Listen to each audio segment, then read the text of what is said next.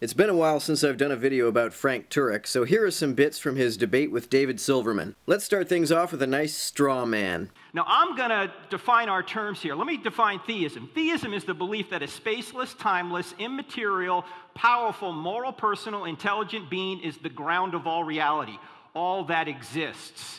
And I'm going to give evidence for a theistic God, a God that Aristotle would call the unmoved mover, a God that the Jews and the Christians would call Yahweh, although I'm not going to be able to get into Christianity here, we don't have enough time, but a God consistent with the God of the Bible.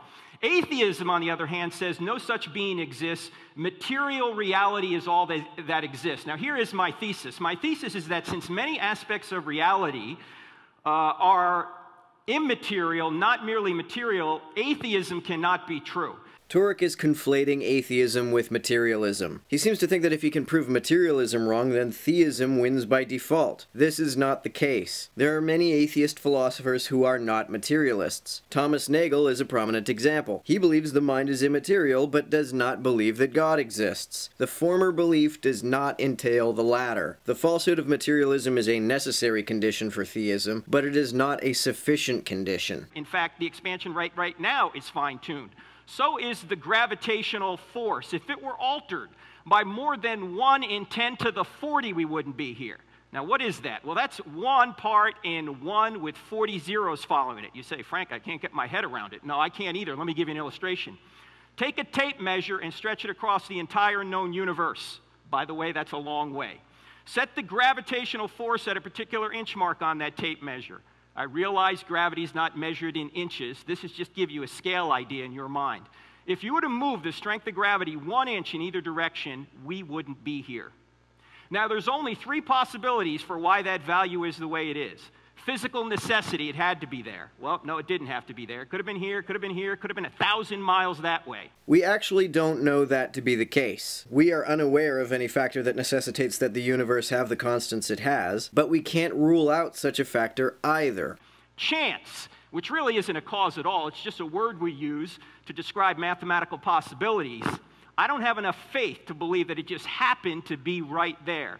The third possibility is design, that somebody designed it to be right there, and when you look at all the other constants that are fine-tuned, that seems to make the most sense. No, it fucking doesn't. Given the 3 possibilities, chance, necessity, or design, necessity is clearly the most likely explanation. The idea that there is some as-yet undiscovered factor necessitating that the universe has the constants it does seems far more plausible than chance, and it seems more plausible than the idea that the universe was fine-tuned by a timeless, spaceless, disembodied mind with the ability to create things out of nothing. The latter explanation doesn't even seem coherent, let alone plausible. See, atheism cannot explain our ability to reason. Theism can.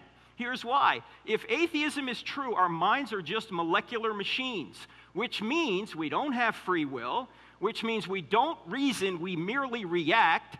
Therefore, we shouldn't trust any of our thoughts, including the thought that atheism is true. Non-fucking sequitur. Apologists love this line, if determinism is true, we don't reason, we just react. The way I see it, reasoning is a kind of reaction. Turek seems to think that if our reasoning is deterministic, it is less trustworthy than if it is free. I really don't see how that follows. It seems to me that the most reliable entity imaginable would be one whose reasoning, beliefs, and pronouncements were determined by how things really are. A being whose beliefs and reasoning are free rather than determined by how things really are seems to me like it would be less trustworthy than the being whose reasoning is determined in such a way. I'm not saying that if determinism is true, our beliefs are necessarily true. Even if our beliefs are determined, they are not necessarily determined to accurately depict anything. I'm simply saying that I don't see how determined beliefs would necessarily be less reliable than free ones.